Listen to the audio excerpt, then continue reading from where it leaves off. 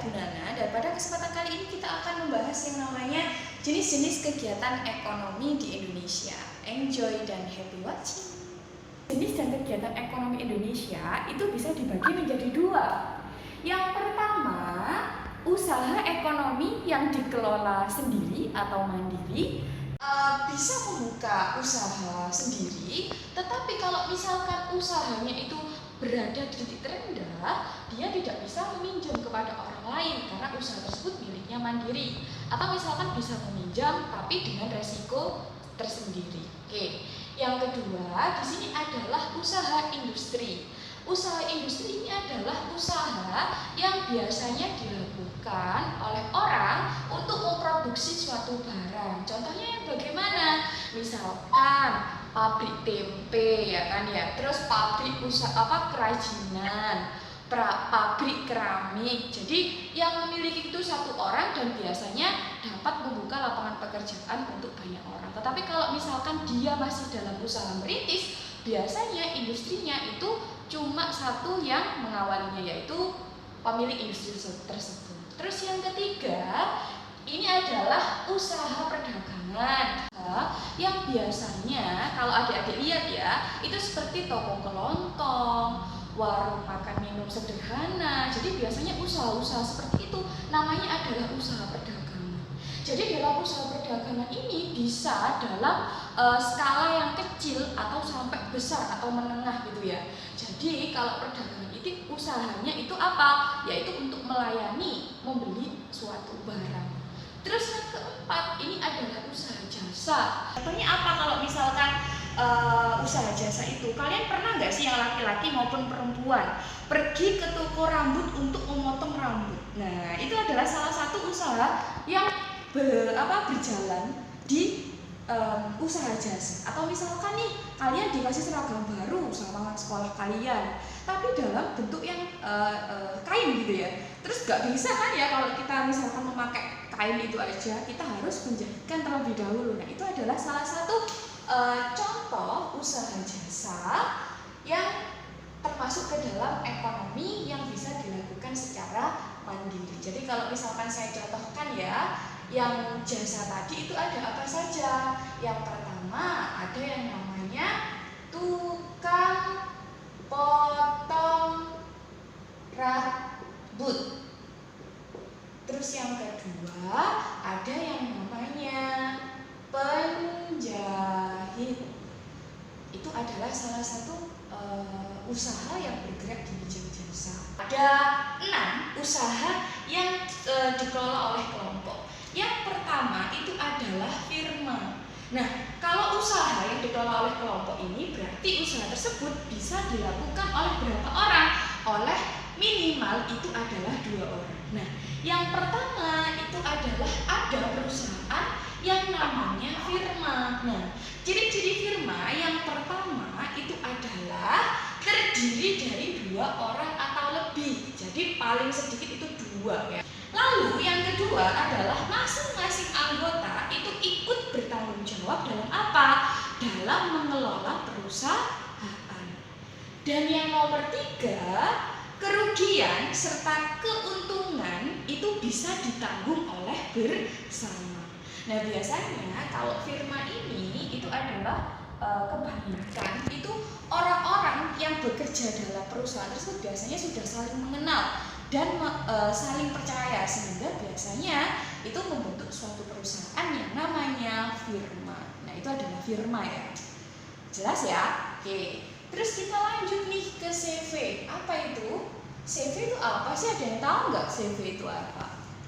Komoditer. Atau ini komoditernya berasal dari bahasa Belanda ya. Oke, kalau kita mengenal yang namanya CV, itu pasti kita akan mengenal yang namanya modal itu dari beberapa penanam saham. Nah, kita akan ngomongin saham ya adik-adik ya. Jadi kalau yang ada di CV ini ada 2 orang juga atau lebih yang membentuk suatu namanya perusahaan, yaitu CV.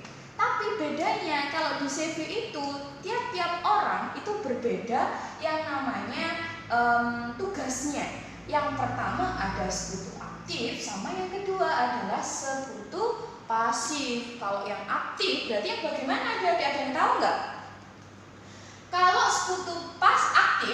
Sekutu aktif ini adalah seseorang yang bekerja di perusahaan. Jadi dia itu bertanggung jawab untuk membuat perusahaan itu menjadi lebih maju.